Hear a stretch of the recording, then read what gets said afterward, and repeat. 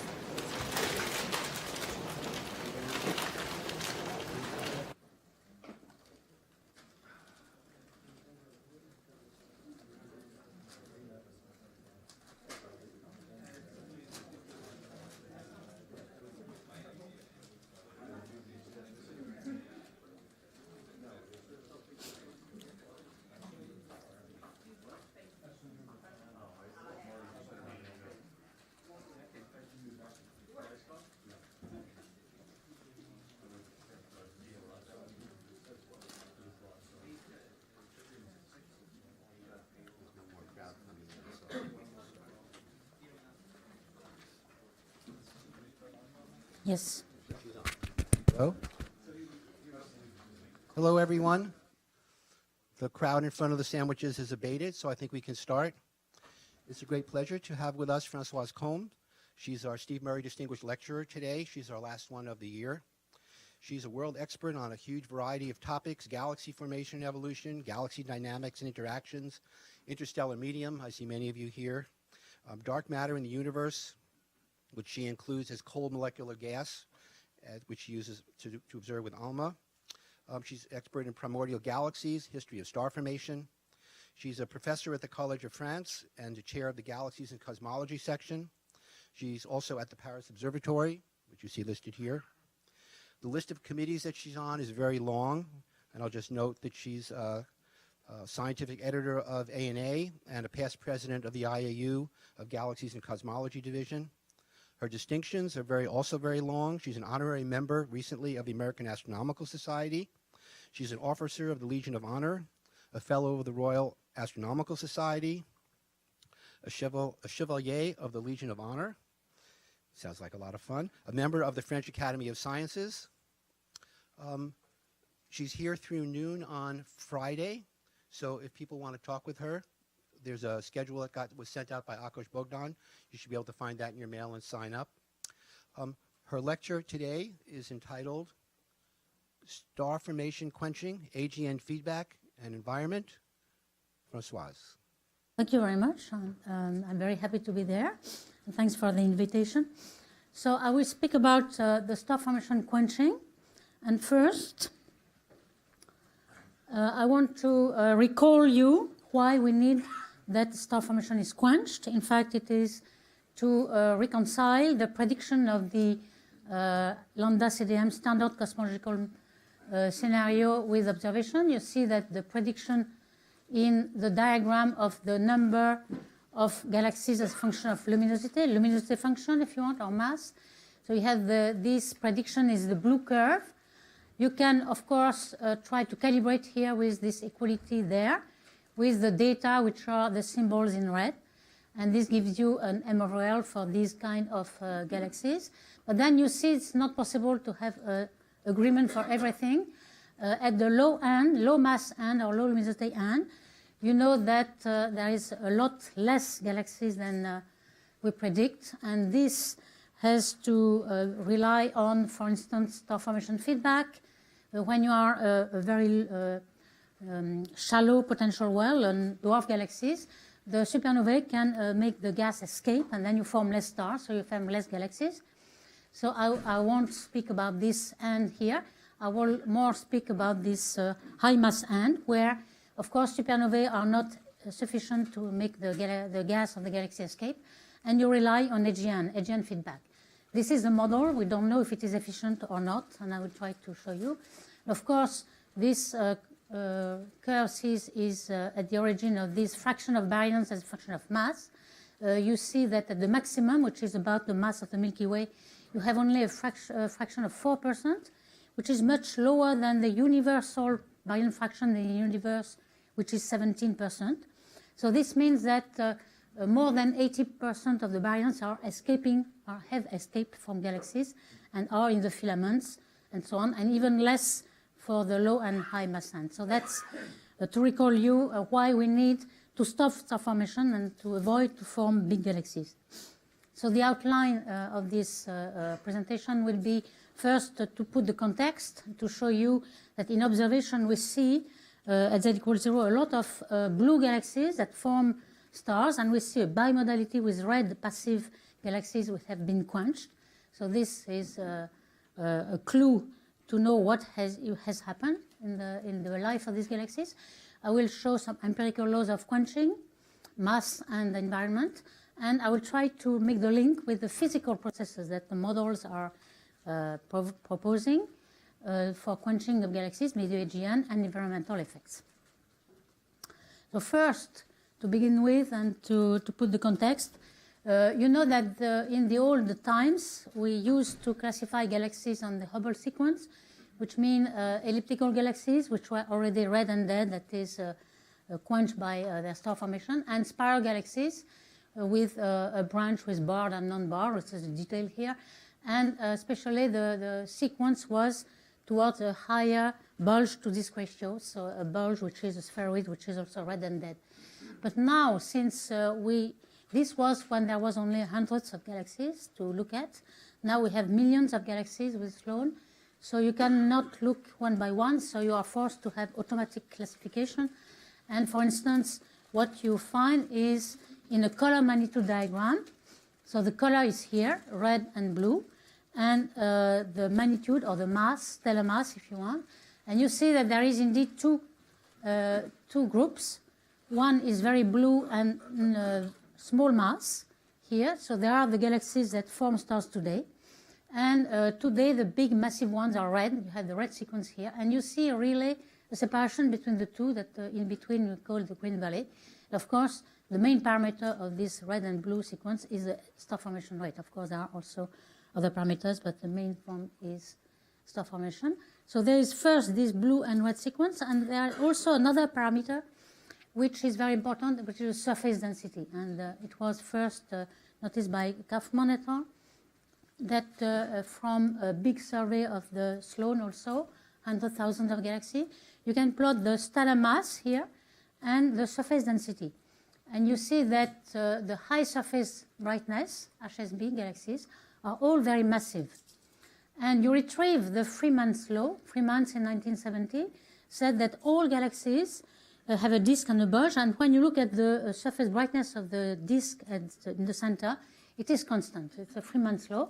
But of course, it was because all these dwarfs has not been taken into account yet. And when you look at the dwarfs, they are all low surface brightness. Of course, there are some exceptions. Big galaxies, low surface brightness, like Malin 1 and so on, but they are quite rare. So normally, the dwarfs have low surface brightness, and you see that there are indeed a bimodality here. And the separation is at a mass of stars of 3 × 10 to the 10, or a surface density 3 × 10 to the 8 solar mass per square kiloparsec.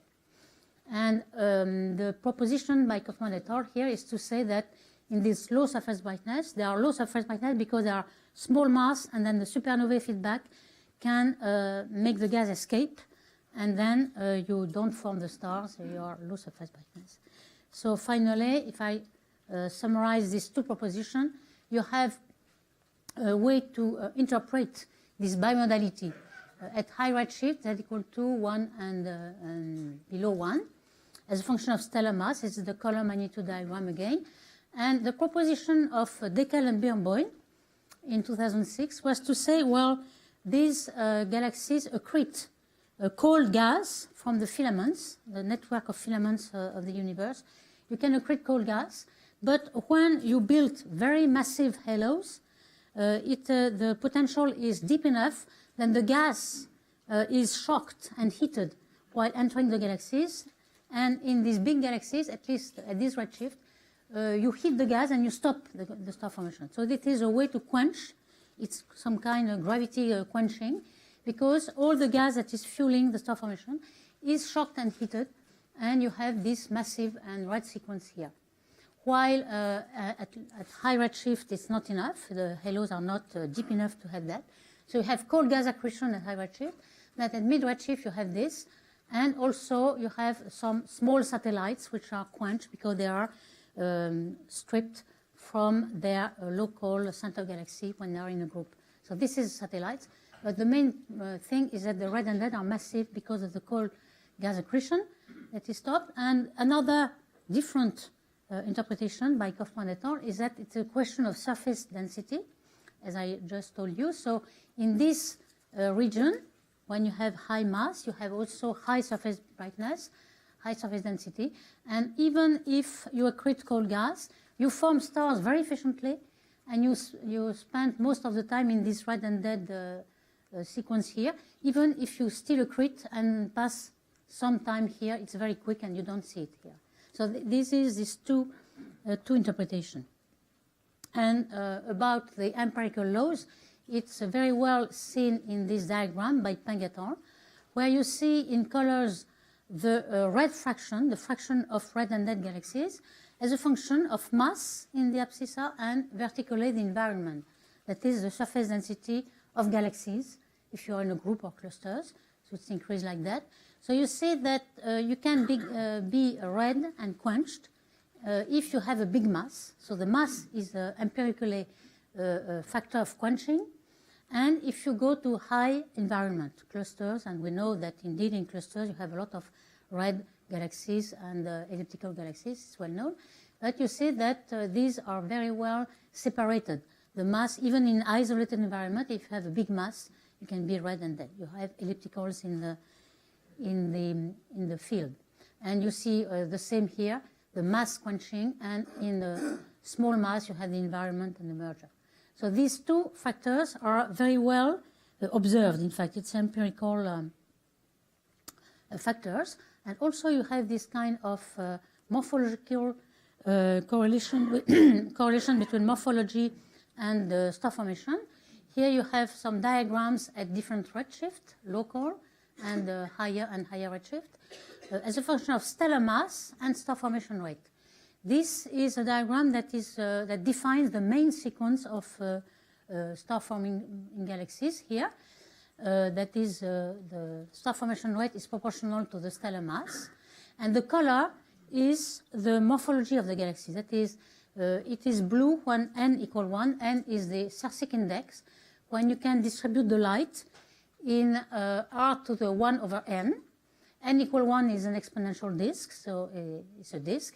And when n equal 4 or more, it is a spheroid, like the old work of de Vaucouleurs, with this law which was really well describing the elliptical galaxy. So you see the red is a high n, so the spheroids. And you see at z equals 0, you have the red sequence is there, the passive. For the same amount of mass, you have no star formation. So we have quench here. And you have the main sequence is really the disks. In fact, the morphology is really distinguished here. But you see the same thing at high redshift, which is very interesting. Even at z equal 2 here, you find a red sequence. So it's not only that you find only the blue now and the red now also, but you find the red and the blue at all redshift. Of course, you have less galaxies. It is goods and candles samples, but you see also that this proportionality law is going up and up. So at high redshift, you are forming more stars. That is the cosmic star formation history, it's increasing. And we think that it is because of more gas at high redshift. So as for the physical processes that are behind and the modelers are proposing. Of course, we don't know exactly which one is dominating, but according to the environment and according to the mass, you should retrieve these. So you have several processes that have been classified maybe with an external mechanism. Here you can have what I have described to you, the gravity halo quenching, that is the cold gas accretion is shocked and heated at the entrance of the galaxy, so you quench the galaxy. There can be environment. When you are in a cluster, you can have tidal interaction, or you can have ramp pressure, which strip galaxies from their gas, so you have some quenching, but which can be slow. The order of magnitude of the time scale are gigayears. And you can have something which are faster when there is something inside, a starburst that can make star formation feedback. Also AGN, when you have a black hole which is very active in the center, then you can eject, and very quickly, less than 1 gigayear, the gas. So external mechanism. You can have also something which is more secular evolution and internal, and maybe transient, like heating due to the turbulence, due to the interaction of galaxies, for instance. And the gas is ejected momentarily, has not the escape velocity, and can come down. So you can momentarily only quench the star formation, or also you can have a morphological quenching when you form a bulge. So we'll try to distinguish all these. For instance, I described the gravity quenching that I have already told a few words about, and this is the Deckel and Birnbaum work here. So you have two cases. The one is for a low mass halo, below a Milky Way halo, for instance, and a high mass halo. So you see as a function of time, here's time in gigayear, here you have 7 and 8 gigayear, and you have the radius, so you have a gas which is coming in the galaxy, and the color is the temperature. So for small mass, it's still very cold, green here, very cold, 4 gigayears. So you don't quench at all the star formation. You have cold gas in the galaxy making stars. While in very massive halos, you see that still from the start, from the beginning, you have these red colors. So you heat the gas because of the big potential one. So this translates into this diagram as a function of redshift. You see redshift and mass. Above a certain mass, this is in a halo, but it's exactly the dividing line of 3 × 10⁻⁻⁻ in stellar mass that we have observed in the surveys. Above this mass, at high redshift, you still have some cold gas accretion, but then you have only hot gas accretion, and you can expect to be completely quenched for big masses at low redshift. So this is the red sequence. And for smaller masses, you can have the blue sequence here, because the cold gas accretion is still there. So this is a description of the mechanism. And about winds, well, galactic winds is very difficult to distinguish between stellar winds, supernovae, that is starburst feedback, and AGN. And to show some examples, I've selected this one because you have both at the same time. That is, you have a merger of two galaxies. You see the two nuclei here. One galaxy is a spiral which is almost face-on. You see the diagram here with the nucleus, and the spiral structure are sketched here in gray. And the second one is almost edge-on. You have a sketch in brown here, and the center here. And with ALMA, you have this kind of CO map, total map here, and we see the two nuclei. And what is interesting is that the outflow that we see in the center, we see two bipolar outflow. One is almost towards you in blue and red, red-shifted and blue-shifted. This comes from this almost face-on galaxy, and was in the plane of the sky because the galaxy is adjoint, almost. So almost in the plane of the sky. And you look that this one has a broad angle, and the second one, in the south, is very collimated. So we think that the first one is due to starburst. If you know the starburst that is in M82, you see an outflow which is not collimated at all. It's a wide angle. And we think it's a wide angle also because here there is images at low resolution. You see the blue and red here. We see it. When you go to high resolution, that is extended baseline, you don't see it anymore. So we have resolved it out. it must be very extended.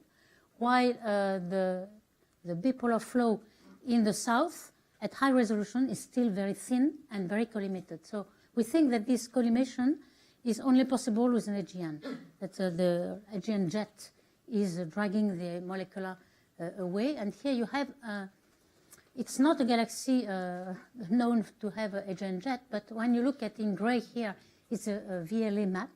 You see that there are a hint of AGN jet, so a weak jet, but the AGN jet is there, and it is the same direction than the bipolar flow here. So we think that this is due to AGN and this to the starburst, and also the velocities of the outflow is supporting that, because here you have 750, which is already high. That's possible with the starburst, with the outflow 60 solar mass per year. And in the south, you have 2,000 kilometers per second, so it's only possible with an AGN, and also 50 solar mass per year. So you see that these outflow rates are really showing that the quenching should be efficient, because you are expelling a lot of mass, which is about the same order of magnitude as the stellar formation rate. So for AGN flows and quenching, you have two mechanisms to quench the star formation and to make the gas escape. The one is the quasar mode, and the other is the radio mode. Quasar mode is when the black hole, the supermassive black hole, which is in the center, accretes at almost Eddington rate. That is the maximum rate that it can radiate, because it's accreting a lot of mass. In this case, since you are at the Eddington limit, the radiation pressure is ejecting all the gas. So this is the way that the gas will be escaped by the Eddington mechanism, by the radiation pressure. And in parentheses, this has been also invoked to explain the M sigma relation, that is the mass of the bulge proportional to the mass of the black hole, because if you apply this also for the pressure radiation on dust, and the cross-section are by a factor of 1,000, you can show that the mass of the bulge and the mass of the black hole could be in a ratio of 1,000. But this is a parenthesis. And this is for big quasar, big AGN. And in the radio mode is for the low state of this AGN, when you accrete less mass. And the luminosity is lower than 1% of the Eddington. So it's a very low mode AGN. And then you have a radiatively inefficient accretion flow, ADAF. And you are, in general, you have a corona and you have a AGN jet. So the radio galaxies with the jets are in this low mode and with a hard X-ray. So we will show these two modes here. In fact, what can give us as a hint the simulations? In fact, the simulations cannot really predict, because they have, when they simulate the AGN feedback, they have some recipes. And I showed two examples. These were in the early times, 2005, when Strangulation et al. Made the simulation of two galaxies in interaction. And the blue is when they form a lot of stars. And you see that they put some supernovae feedback also, some recipes, and also some recipes to fuel the black hole and to have some AGN feedback. And you see that after some point, the AGN feedback was very efficient, and you have the red galaxies where the star formation is completely quenched. So this was to show that it was possible, but of course, you can put the recipes where you want. One more recent one with subgrid physics, more subgrid physics, less recipes. In fact, they show that it is not obvious that this quasar mode will be efficient to stop star formation. Here they have a disk that you see a John here, and the radio mode is this big bubble that is heated and the gas is expelled from the galaxy. But in this simulation, they have exactly the same star formation rate with AGN or without, because there is not a lot of coupling. All the energy is getting out in the perpendicular direction and is not coupled to the galaxy. So finally, they have no quenching effect. So you see that according to the coupling that you put in your simulation, you can have everything. So it's better to observe to know if it is efficient or not. So I will show some examples where we know that AGN feedback is very efficient. And one example is what we call cooling flow or cool core clusters that many in the audience know, of course.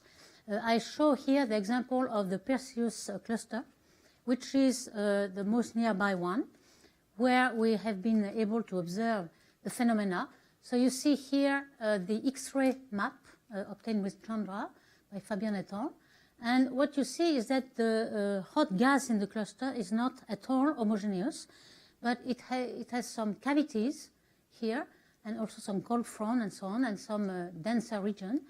And these cavities, when you look at this image, which is the same in color as the Chandra image, and the cavities are filled by the radio jet.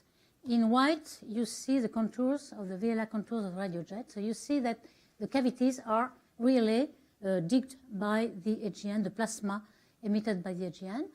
And in this, around the cavity, you have denser gas, denser hot gas, and then you can cool better because the cooling is in 1 over n square.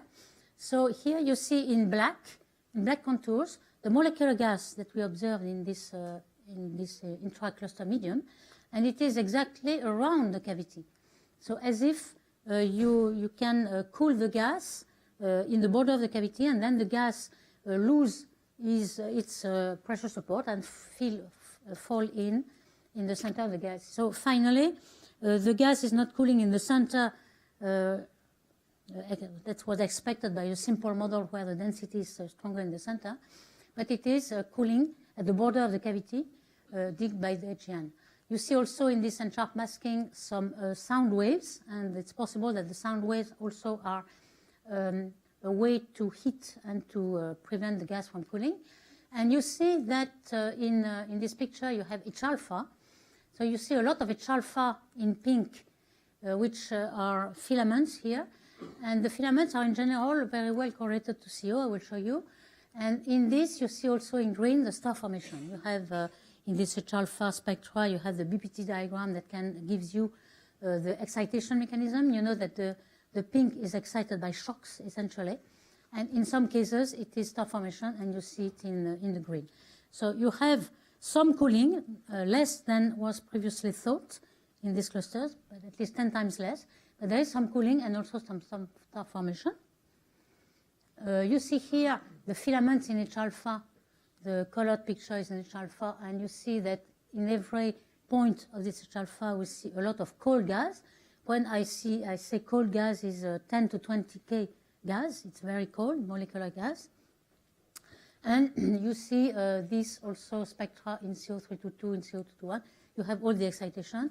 You know that it is optically thick gas, and you can have the mass, which in total is about 10 to the 10. So it's a lot of cold gas that is created by this cooling flow. But at least the AGN is really efficient to prevent 90% of the cooling. You see also the H2 in the near infrared. This is a nice picture because you can compare with the H alpha filaments around Perseus, and you see exactly the same kind of filament with the H2, excited H2, which is not the cold H2. There is little mass in this because you need a lot of shocks, but at least you see the very good correlation. This was done with VIRCAM at the CFHT at 2 micron by Limeton. And there are models that are explaining that. In fact, I have no time to look at all these models here, but okay, so I will show the example of the Gaspari et al., which promotes the cold gas accretion, chaotic accretion, in fact. And in this model, you have the idea, and that was also supported by the Perseus cluster, that you have a flow which is uplifted, have gas uplifted in the bubble, and also gas flowing. You have both inflow and outflow, and we think that there's more inflowing gas and outflowing, but at least you need this outflowing gas. You see a bit in velocities. The velocities are not at all the free fall velocities, but there are both ways.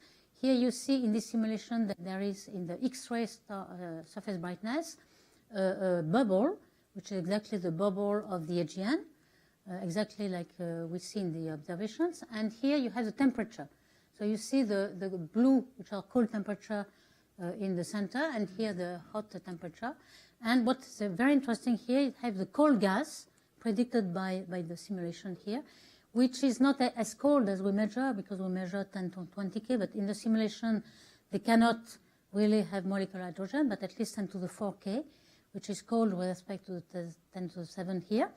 But you have these filaments that at least have a resemblance with reality, at least in Perseus. And also you have the metallicity, which in this view of gas being uplifted and going down, there's a mixture of the metallicity.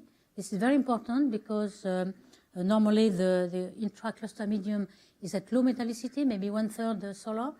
And if you have not enough metals, you will not see the CO molecules to trace the molecular gas. So we know that there is some metallicity. And this mixture, due to the AGN, will put some metals at high altitude.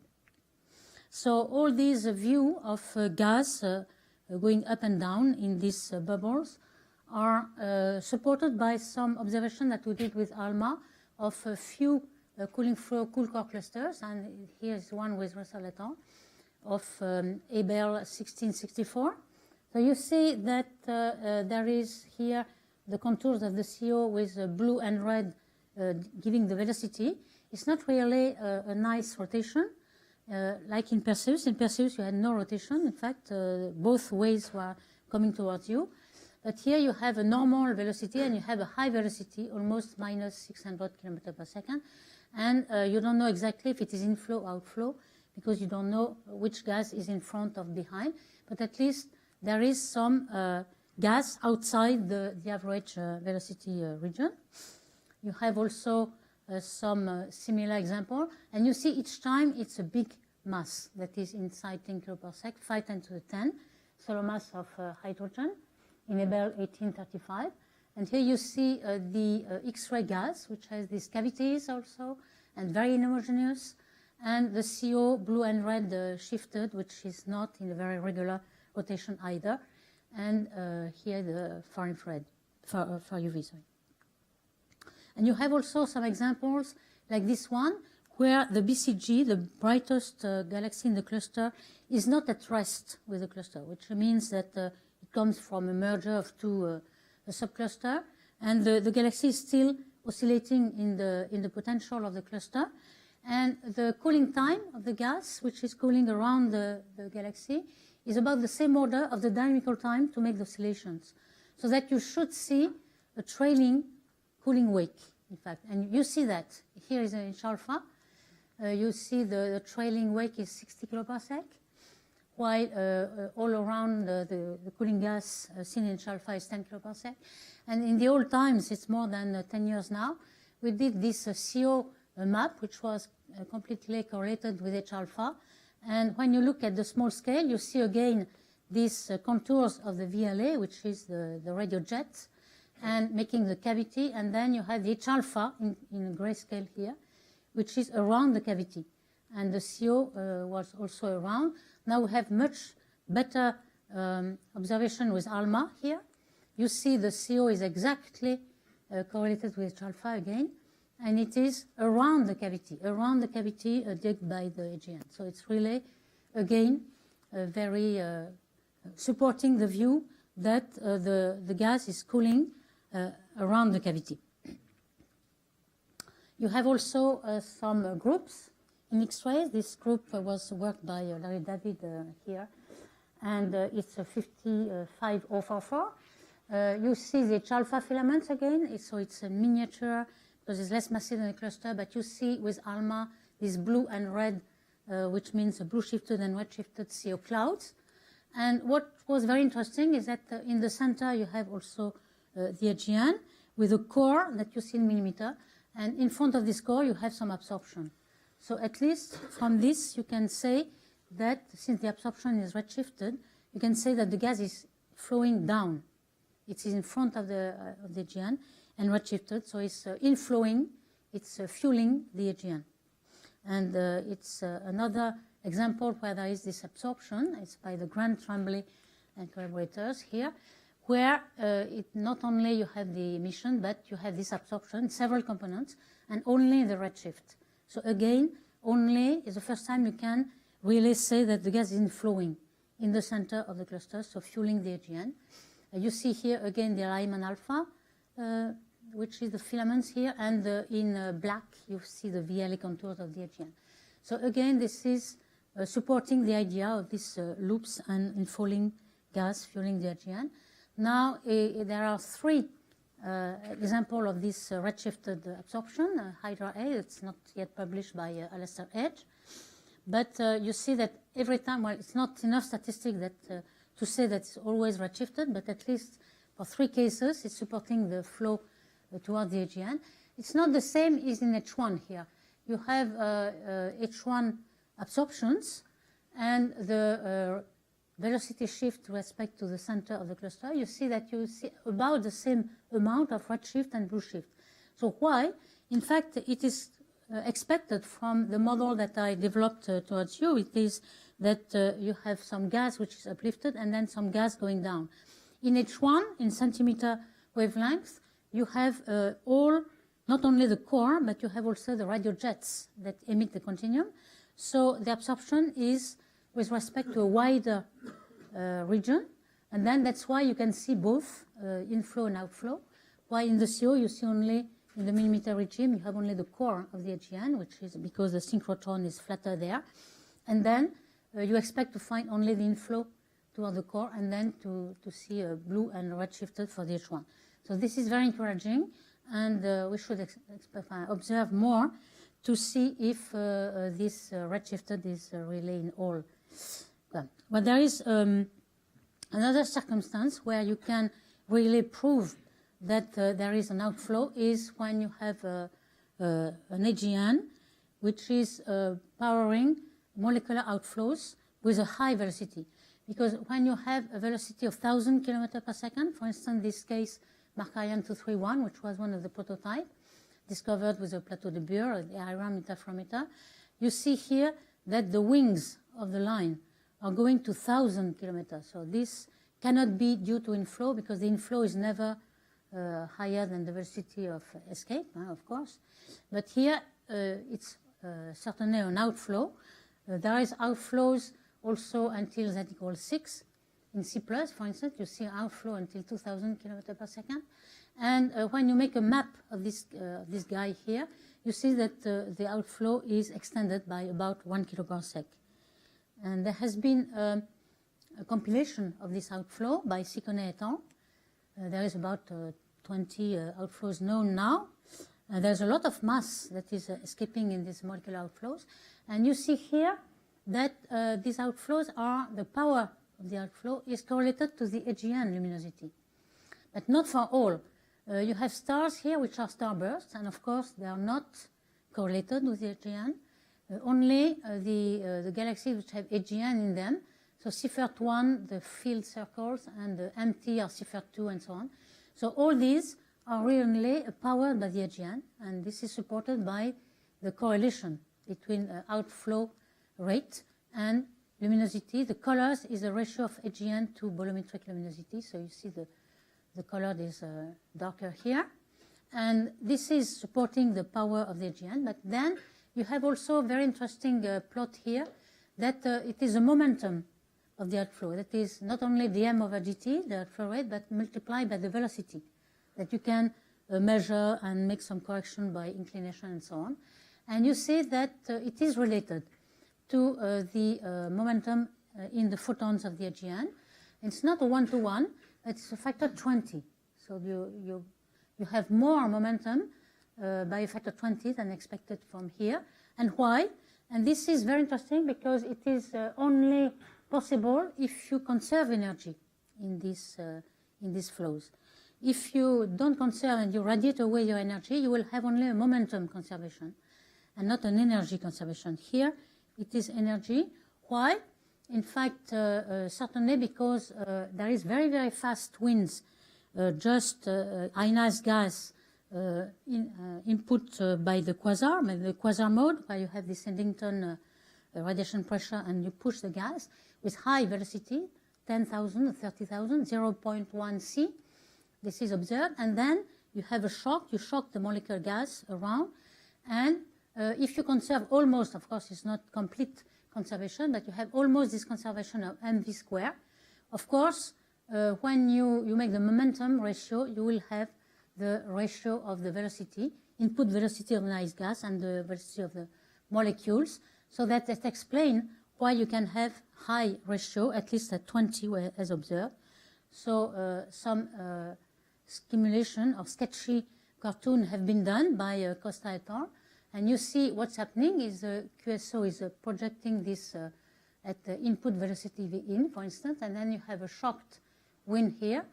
And if you don't lose your pressure support here because you don't lose, you don't radiate away the energy, then you can have a big region here. While if you radiate away all your energy, then all this is compressed.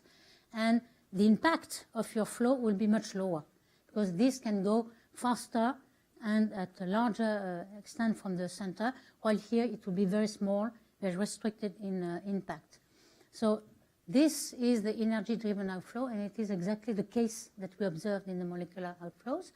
And you see here the UFO, ultra-fast outflow, observed by Tom Bézier and collaborators in the X-ray iron line, for instance, where you see an histogram of velocity, and it is indeed very high, 0.1, the velocity of light, so very high flows in this region.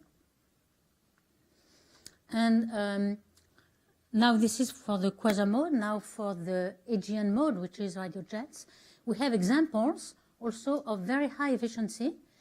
For instance, there are some examples like that. IC 5063, where the galaxy is almost edge-on here. It's a CO map with ALMA, where you have here the PV diagram. We have the rotation here, and at 2 points, at least, when the radio jet is touching the ISM, you have some flow perpendicular to the disk, in fact.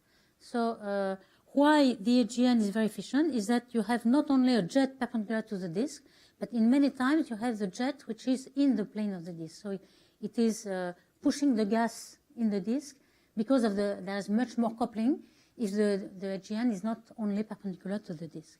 So this is what we observed here. And also in other examples, like the well-known NGC 1068, which is a CP2, we have also the same case where you have a jet here, a molecular outflow here, and an AGN jet. And the AGN is not at the center of this circumnuclear ring that you see here.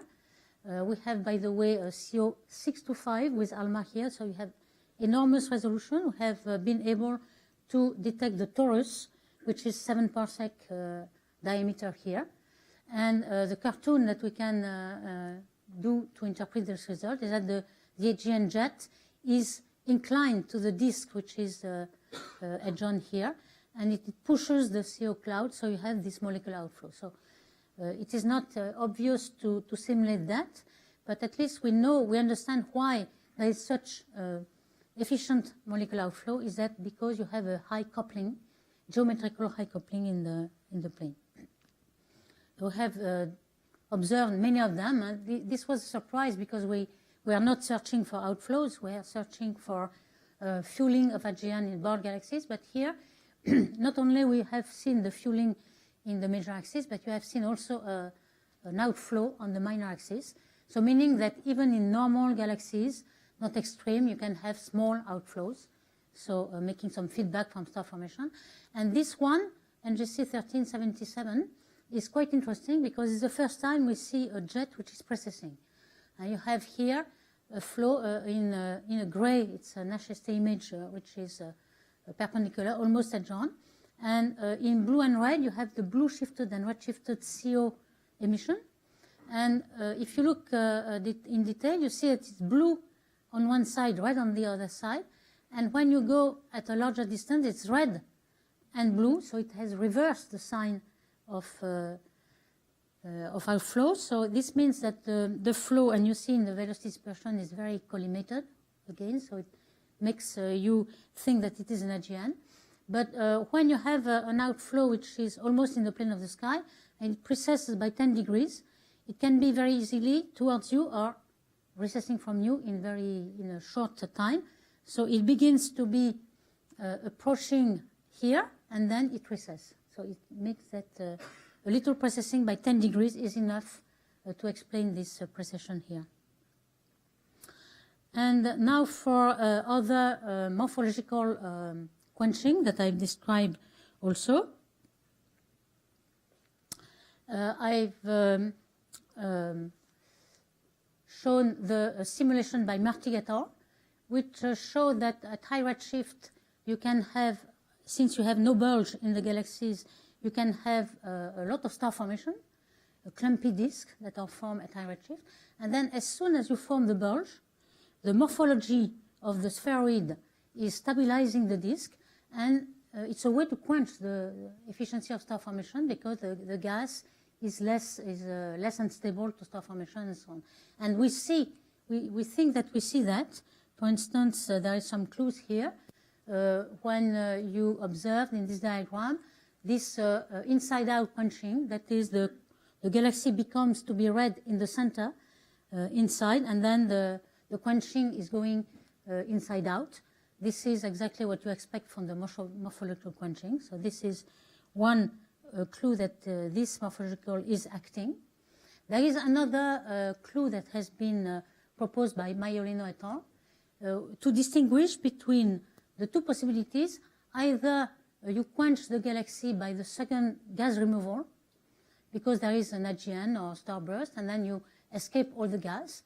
If it is this case which is happening, you have here only a passive evolution. So the metals are those who are the metal yield, in fact, of the old stars, and you expect a relation between metallicity and stellar mass, which is continuing like that.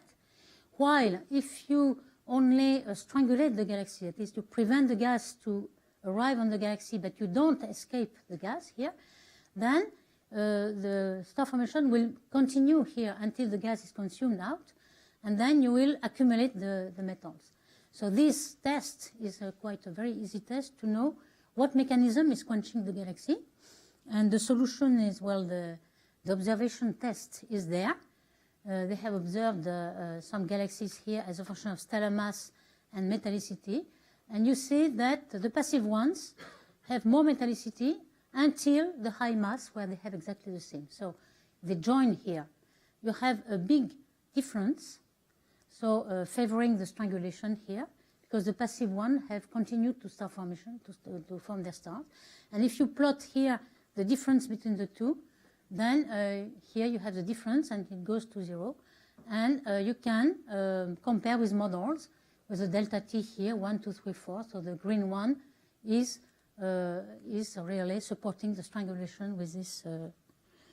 Of course, well, I have not time to discuss all this model. It depends a little bit on the models. Well, I will continue and showing that there is another clue to know if you have a quenching due to gas consumption or not. It is the amount of gas fraction of galaxies as a function of redshift.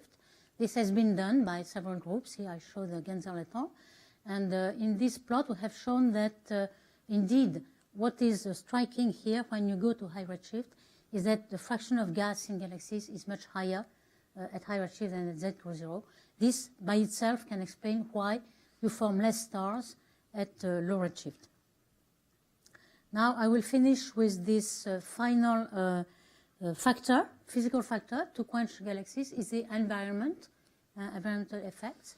It's well known for a long time that in clusters of galaxies you have a fraction of ellipticals which is much higher, and sometimes this is already pre-processed in groups, so you begin to form ellipticals in groups, and groups are forming this cluster.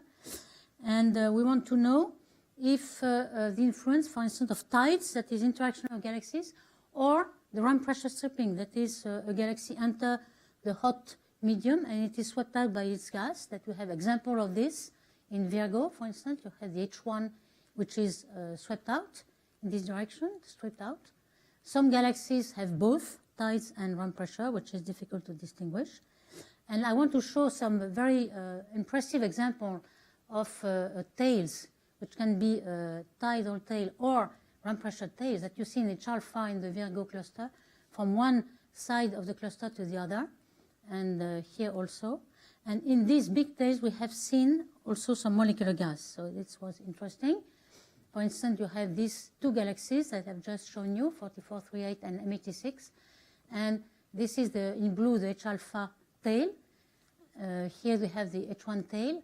And in red are the molecular gas, which is observed in this tail.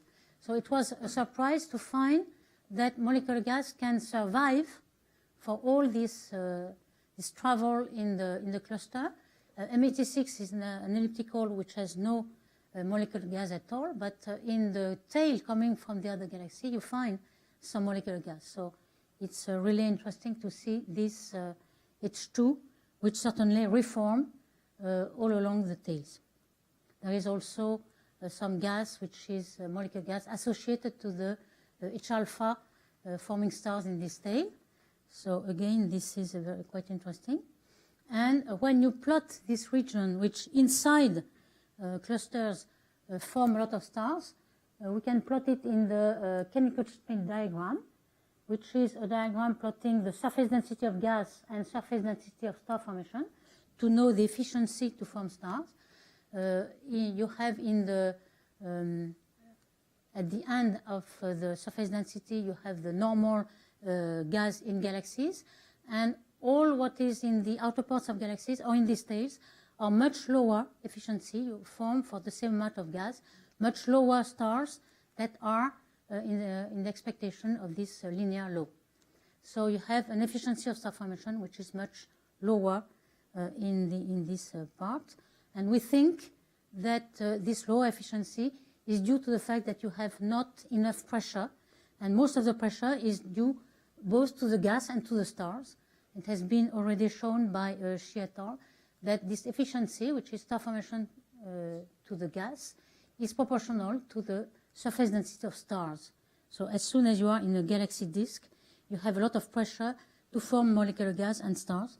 So this efficiency is really indeed proper to the disk of galaxies. So I will show also some example of very violent ramp pressure tails that you have in normal cluster. In Virgo, you have some ramp pressure, but not as violent as in rich cluster like Norma or Coma. Here you have a galaxy, zoom here, which is indeed losing a lot of H alpha gas. And here in blue, you have the X-ray by Sun et al. And in pink, the H alpha. All what you see in the circles are the apex beam that you have observed in CO. And we are surprised to see CO as far as this. So all this, in fact, is a molecular tail. When you look at the spectra, you find this. And as a function of distance from the center here, 40 kiloparsec, you see that the density of molecular gas is dominating all the other gas. So the X-ray gas, the ionized gas, and even the atomic has only upper limit, but it's lower than molecules. So most of the mass in this tail is molecular. And another example here, you see the D100 in Coma, in X-ray. Here you see it in H alpha, and in comparison to the other one with the normalized sizes, you see that you are now depleting only the center of the tail. In the first one, we were depleting also the outer parts. So maybe it's another step where all the rest has been stripped already, and you are now depleting the most bound gas which is there. So here is in H alpha, and again we detect all this in CO. So most of the gas is in the molecular in the tail again. And to finish, I will show also an example of positive AGN feedback.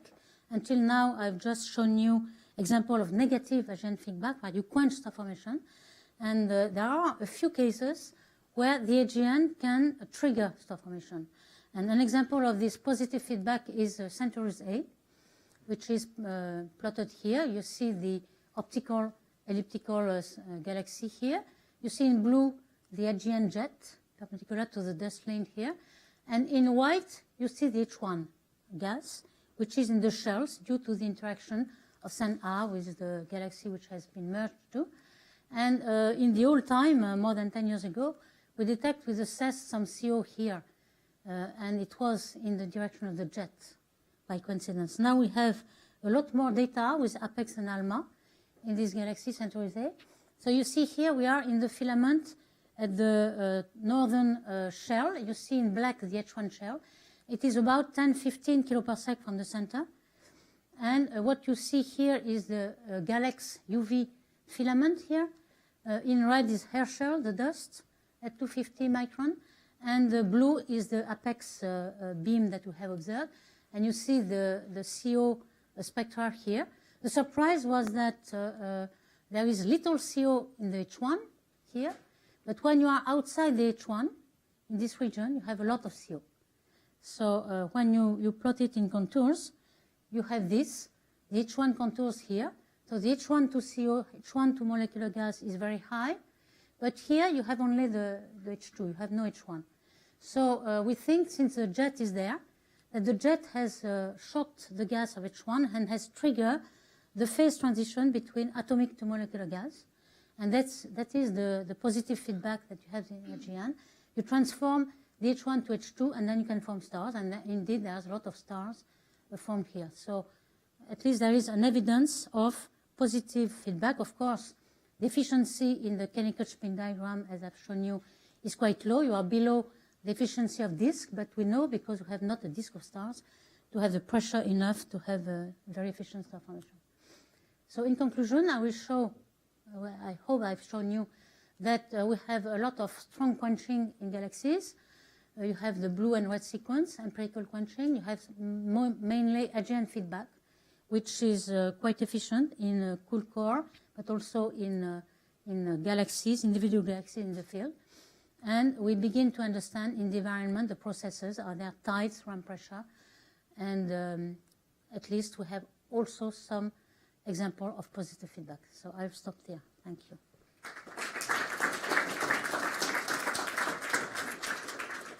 I trust there was enough physics there for something for everybody. Any questions? So do you think it's actually possible to form molecular clouds in intergalactic space, or are they all ejected? No, I think it's possible. They are ejected, but then they are, as you know, the GMCs is very small lifetime, 40 million years, and this is much more time to travel. So I'm sure that the hot gas and evaporates some border of the galaxy, the clouds, but then the clouds is a form of fractal of multistructure, and then they reform their molecules by the dynamics of the cloud, the instabilities, gravitational instabilities, and so on. So I guess the time scale to form the H2 is 10 to the 4 years, so it's very short.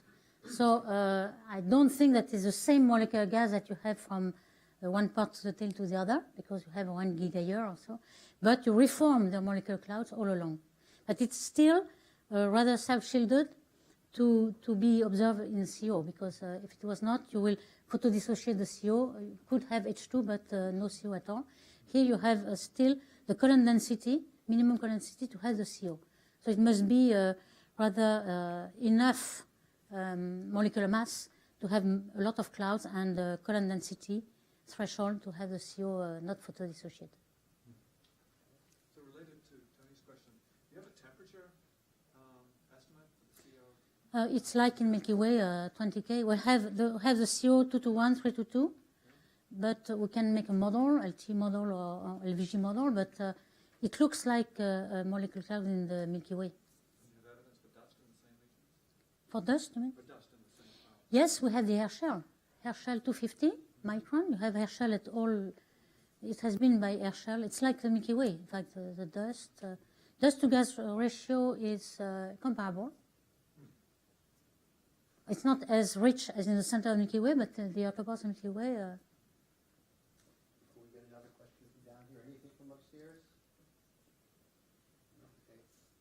Does dark matter have any special role in this? No, we don't think, because we are really, well, in the center, dark matter is negligible because we have massive galaxies, like, for instance, Centaurus A. You don't need dark matter until the outer parts, so I don't think dark matter has a lot to do there.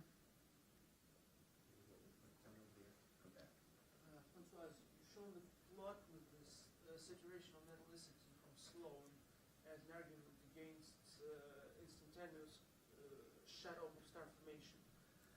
However, you might get this saturation at the high mass limit using a different mechanism, because you have minor mergers in high mass galaxies, and they will dilute stars with low metallicity stars. So if you make integrated measurements like with slow, you would expect to have a fraction of those stars. They would contribute to the integrated spectrum, and you would get lower metallicity than the metallicity of pristine stars in the same galaxy. Yes, I agree with you, and I have been very fast here, but we can discuss. They make a model, but it is constrained model. So they are already even in their paper, there's some other models which have different conclusions. So it's not so clear, and you're right, there are other mechanisms that can explain that. John, I was wondering whether you could comment on the possibility that actually the environmental quenching in groups and clusters could go together with the AGN quenching, because if RAM stripping also trigger the AGN, then the time scale would become much lower even. Yes, you're perfectly right. I think all the difficulty in all these observations is to understand what is the main mechanism of quenching. And you can have several acting at the same time, so environment, AGN, and we have to estimate what is dominating and what is due to what. And but they all occur at the same time. Like in clusters, you have tidal interaction, RAM pressure stripping, and both are acting. It's difficult to know which is which, but AGN is still there also. So the time scale could be a disentangling mechanism, because AGN is very fast with respect to environmental effects. So. No more questions? Let's thank Francoise again. Good to be here through Friday afternoon.